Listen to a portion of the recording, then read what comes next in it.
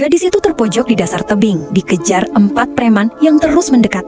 Tidak ada jalan keluar, jadi ia nekat memilih satu-satunya peluang hidup, memanjat tebing curam itu dengan tangan kosong. Dengan napas tersengal, ia mulai naik. Salah satu preman ikut memanjat, sementara 3 lainnya menunggu di bawah. Meski gadis itu unggul start, kekuatan pria itu membuatnya cepat menyusul. Saat jarak mereka tinggal sejengkal, si gadis menendang sekuat tenaga.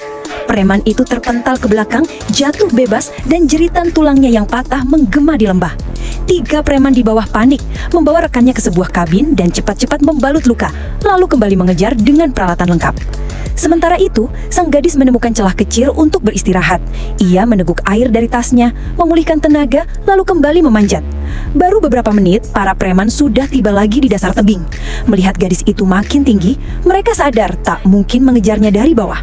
Mereka memutuskan mengambil jalur samping menuju puncak, berniat menunggu gadis itu di atas. Di tengah panjatannya yang tanpa alat pengaman, tiba-tiba seekor ular beracun muncul di sisi wajahnya. Pucat pasi si gadis menahan napas, menempel pada dinding batu tanpa bergerak.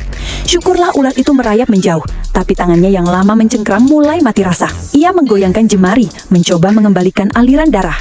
Saat ia minum untuk menenangkan diri, botol airnya terlepas dan jatuh jauh ke dasar. Hatinya langsung hancur. Tanpa air, situasinya makin berbahaya. Preman-preman di bawah segera mengejek dan menghina, mencoba mengusik fokusnya. Gadis itu membalas dengan kemarahan, menepuk kapur ke tangannya, dan terus memanjat.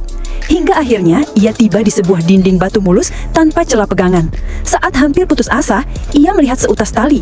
Ia langsung mengenalinya, tali milik pacarnya. Kemarin, ia dan pacarnya mendaki di tempat ini. Pacarnya jatuh dari tebing 100 meter saat ingin mengambil cincin lamaran. Dan tali itulah satu-satunya peninggalannya.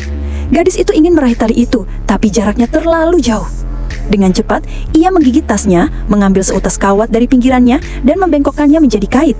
Setelah beberapa kali percobaan, ia berhasil menyangkutkan kawat itu ke tali. Namun, tantangan baru muncul. Ada jarak kosong di antara tali dan tebing sebelah. Di momen genting itu, ia teringat teknik yang pernah diajarkan pacarnya. Dengan satu tarikan napas, ia melompat. Tubuhnya melayang di udara, dan ia berhasil menangkap pegangan batu di sisi lain. Untuk sesaat, ia merasa selamat. Tetapi dari atas, terdengar suara langkah kaki, suara 3 preman yang sudah tiba di puncak. Apakah gadis itu akan berhasil lolos dari kejaran mereka? Atau justru masuk ke perangkap yang lebih mematikan? Jawabannya menunggu di akhir tebing itu.